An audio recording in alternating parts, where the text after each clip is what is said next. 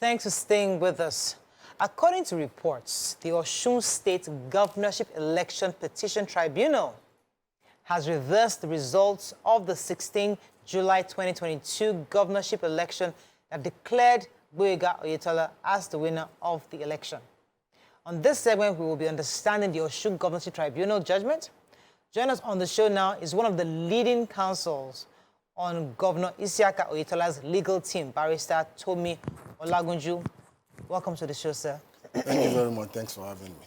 All right, so when we heard the judgment that happened last weekend, we're thinking to ourselves, okay, what led to this? And I'd like to start from the beginning, the BVAS. Let's start with the BVAS. Many people, because it's what we're going to be using in the presidential elections, and Osun was one of our first case or so scenarios of using the BVAS. Could you tell us, in your own view, what's the difference in the BVAS system and the old system, and why was it helpful in this judgment that we had recently? Thank you very much. I think I must state from the onset that I'm not one of the leading counsel in Governor Oyetola's team. It's not fair to take the glory of people who worked so hard to achieve that result. Okay. I was at the tribunal a few times, and I understand the history of the case. Let's start this way. Before a voter can be allowed to vote in all the elections we've had since 1999, the first stage is you must get accredited as a voter. Yes. But before now, accreditation had been manual. You present your voter's card before the presiding officer, he ticks your name on the voter's register, and then you are accredited. All that means is that the presiding officer is ensuring that the person who has come before him is a registered voter, and it is the registered voter that has come in person. But this was fraught with a lot of irregularities, a lot of them, in the sense that after voting, we've had people sharing ballot papers, two parties who agree, ballot stuffing, and then subsequently mark the register to perfect whatever has been done. So INEC became ingenious. INEC brought what we now know as the biometric voter registration. Biometric voter registration means that it became more difficult for someone who is not registered to present himself to vote. But INEC still encountered a challenge. The challenge was, with all the ingenuity of INEC, it was not backed by law. You will remember that in 2015, we used the card reader. In which case you just present your card and it is matched with your thumbprint, and then you can proceed to vote. Again, it was not something that the courts could use to validate or invalidate any election because there was no law backing it up. 2022 became the year of changes. The National Assembly passed the Electoral Act 2022. By Electoral Act 2022, for a person to be eligible to vote, you must be accredited by the electronic means provided by INEC. The implication is that, and this time, it was not just the card reader that we were used to. It's now a bimodal voter accreditation system. It can accredit you by just looking at you or getting your thumbprint. That's what we call the BVAS. That's the BVAS. And it also has another feature. It is electronically enabled to transmit data from that machine to INEC directly without anybody fiddling with it. That is the game changer in the Osun election. Now, after the election results were declared in Osun, Governor Gboyega Oyetola, through his lawyers, requested for the reports. For example, these BVAS machines that you use transmitted certain things to you. Can I have the reports? When the reports were cross-checked with the result of the election, it showed that in several places, a lot of polling units spread across 10 local governments, there were cases where the number of people who were accredited to vote were far less than the actual people who voted. By implication, the votes had exceeded the number of accredited voters. The implication of that by law is that those the votes from those polling units are void. Well, how is that possible, given how advanced technology is with the beavers? You're there, it shows results. The moment it accredits you, it takes straight to the major server. How is that possible? Well, what it shows is that people can choose to bypass technology. But what it means is that technology will catch you. So does that mean that the INEC officials were complicit? Well, I will not be that frontal in whatever I will say, but I will tell you that the implication is that people who were not accredited voted. And that infraction was spotted by the technology deployed by INEC. So the conversation, everybody has felt that the few elections leading up to 2023 elections would serve as a litmus test for how effective this beavers model is and how it will help secure a safe and fair election. But the current governor, the new ruling now has taken out, has said he's going to appeal the case.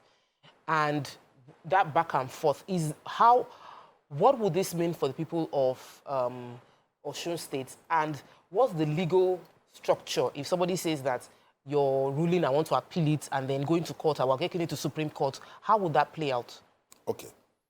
The law is that if an incumbent is ousted by the decision of a tribunal and he has a right of appeal, you will not remove him from office until he has exhausted so that means the channel of appeal. He's still in power. So the incumbent has 21 days to decide whether or not he wants to appeal. Within those 21 days, he will not be disturbed at all. Okay. But the appeal must be decided within 60 days from the date that decision was made by the election tribunal. Okay, so not when he filed, but this previous decision. Yes. You know, we've seen cases where appeals will go on and then the governor, you know, in court would have done maybe like a term and a term plus before it's renewed. Some people ask the question, is it worth it? Is it, and is there a difference? Since the electoral bill had been passed, is there any difference that we'll be seeing going forward when it comes to cases like that? It has always been there. After the 2010 long debacles of Ngige, Aregbesola, Mimiko, Oshiomole, the law is that appeals, the tribunals will spend not more than 180 days after the filing of the petition to determine the petition. That has been done. There are two more possible stages. The governor has said he's going to appeal. He has within 21 days to appeal, but that appeal has 60 days to be determined.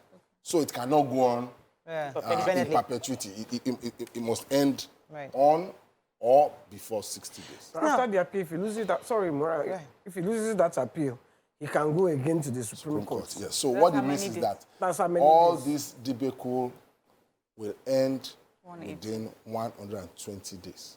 20 days. Now, so I found it quite interesting, the fact that there were two beavers reports presented to the tribunal.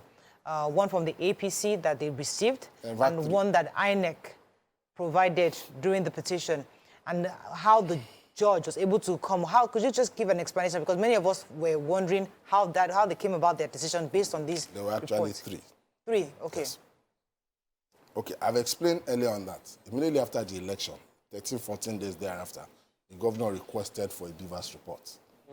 It's just like you have done transactions using the ATM, transfer on your phone, and they say, please give me a statement of my account. Yeah. The bank should just simply print it for you because they keep these records. Right. Okay. INEC also kept these records and gave it to Gboyega Oyetola.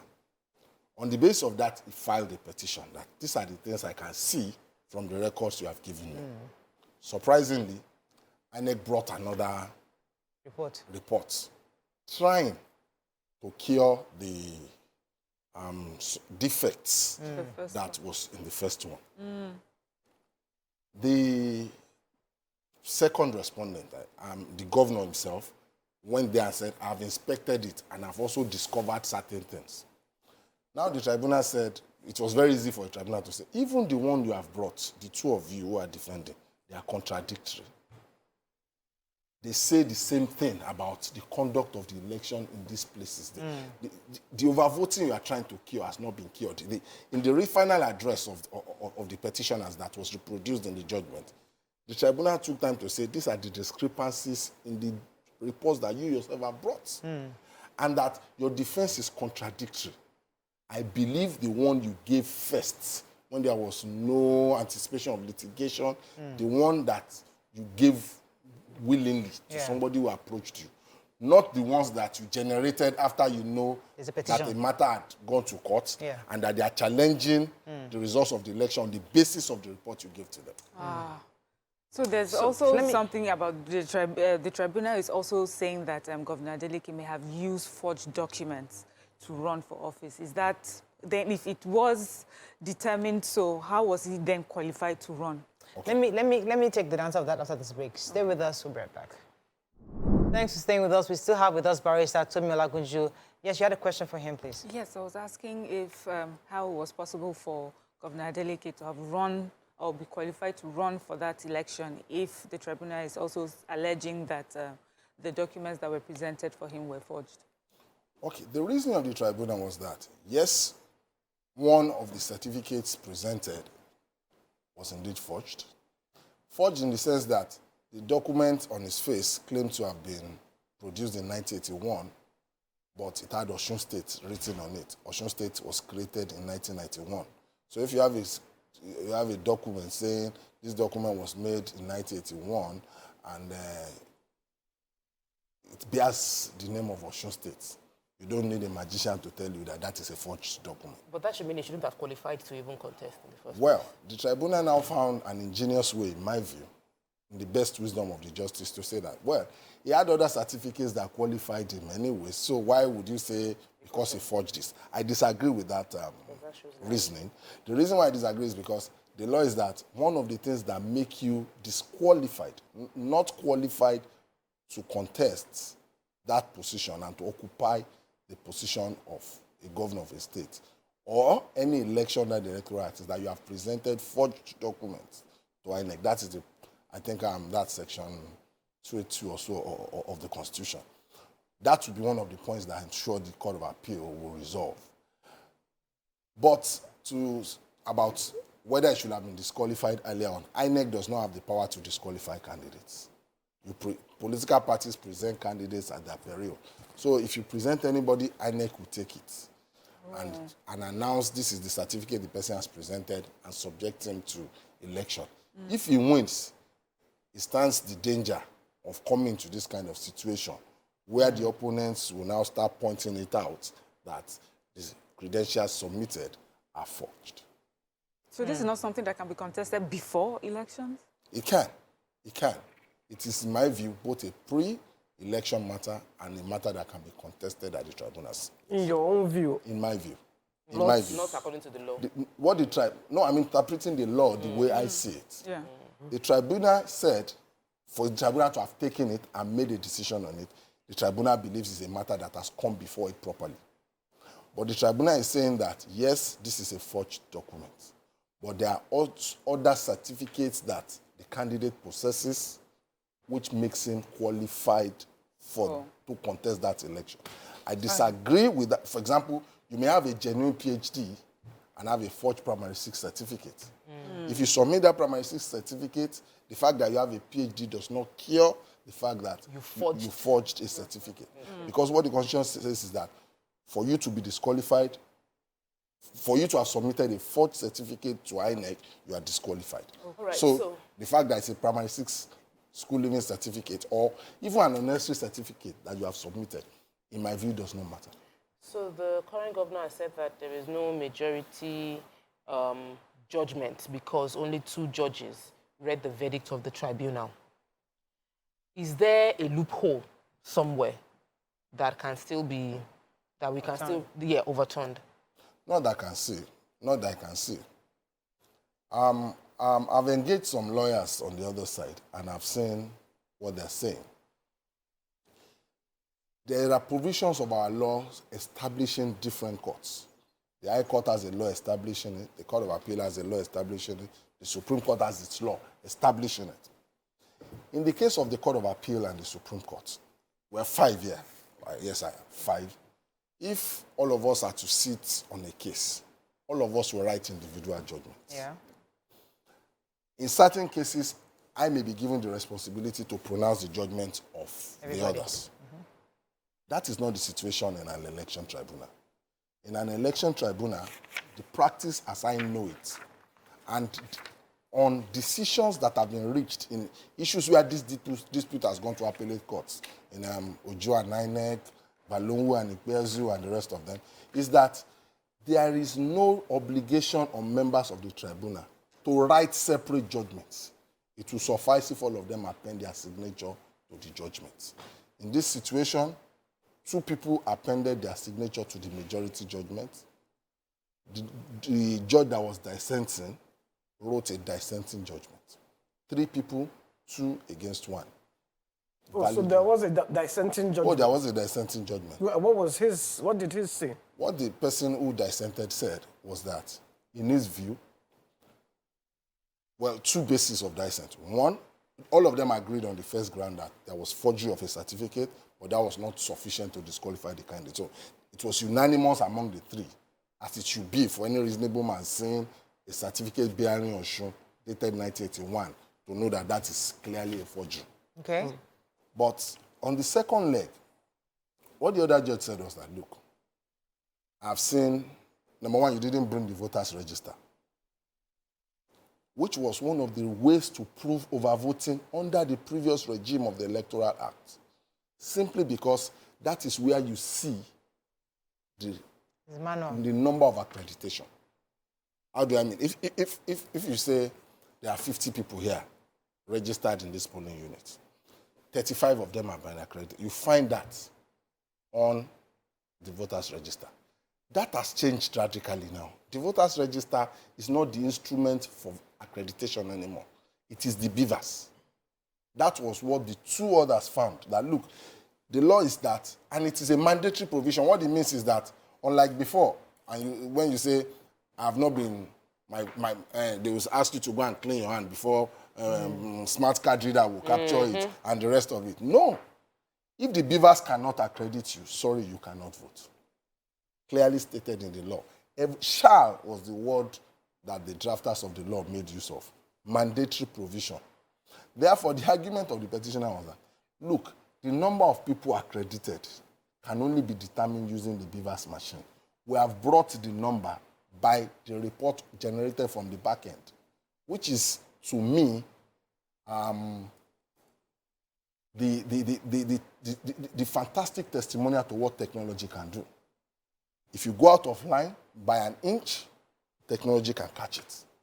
In this situation, technology caught the malpractices. But shouldn't INEC also be culpable in the sense that some people voted without accreditation? How did that happen? So we should be able to know that, because there are coming elections too. We don't want people just walking up, taking somebody to just go and vote without accreditation. So how do we avoid this from happening in coming elections? Well, INEC needs to perfect its procedures, because INEC has given itself a very high standard by deploying technology. Technology is not a sentimental instrument. Once you give it to yourself, it will hold you to that standard. INEC deployed technology, and by that, it has given itself a very high cutoff mark. It has to live up to it. So, but the question that I was going to ask that same question, but in a different way, which is that if obviously, based on the difference in what the INEC presented, there is showing culpability on the part of some INEC officials, shouldn't the next case be to prosecute those INEC officials so that it will serve as a strong deterrent for other people who can let funds of, because obviously there's corruption somewhere, somebody was bribed, somebody decided to collect and sack. Prosecute and sack, imprison, possibly, so that we can be sure that any other person heading towards the presidential election and gubernatorial election will know how huge the cost of you collecting money to circumvent the system would be. Who would follow through to ensure that happens? Well, the Electoral Act has provisions to punish people who do this kind of things. Okay. The Electoral Act is very clear about circumventing procedures, tampering with ballot papers, tampering with official documents, and the rest of it. Therefore, it is within the prerogative of INEC, and indeed law enforcement agencies, to say that, okay, if we find anybody culpable, like it has been established before the tribunal, we will prosecute. And it is, to me, it will be a right step in ensuring the sanctity of our electoral process. So we heard that they've asked Adeleke to withdraw the certificate of return for Adeleke, but that hasn't happened. Do you have an idea when it might happen? Well, we discussed it earlier on. I've told you he has 21 days. He has a 21 days window. Okay. If he appeals today, which we're expecting him to, obviously, nothing will happen to him until that window of appeal gets closed. It's either he wins, in which case he remains as governor, or he loses, in which case it is automatic. You know, it's automatic. How do you feel about it? Do you think this is a clear-cut case and your client will have victory, or do you think this will take us many, many months, 120 days of trying to decide who's on the right and who's not? Well, to me, the people who have seen witnesses, who have examined, an appellate process is to examine the judgment, to look through it, whether there are loopholes there, whether there are things on it that you can see as wrong. In my view, the fact that the people who saw witnesses, who examined the documents thoroughly, came to the conclusion that the person who scored the highest number of lawful votes, Mr. Gboyega Oyetola, is enough vindication for him, in my view. Because to win an election, what you need to score is the highest number of lawful votes. By implication, there are unlawful votes. Okay, I think we can wrap up on that. But, I mean, it's an interesting, because as I said, this is the first time we're using beavers, and we're all really looking forward to it working and ensuring Nigerians get a credible election come February. People are expecting that the manual process has stopped, and this electronic problem will ensure. So regardless of who is the announced winner about the presidential, let us wait for what the beavers will say about the proceedings that happened in the election. So at least I'm happy that we're seeing this. Do you watch football? I'm not only when Nigeria is playing. Do you know what they call the VAR? Yes. Okay, you may have scored and jubilated. Yes. But when they go back to the VAR, they can the VAR tell can say you were just offside. slightly offside. Yeah, exactly. That's what Beavers has done. All right, we'll see how that works for us in the presidential and the governorship election. Thank you so much, sir, for shedding some light on this for us. Thank you very much.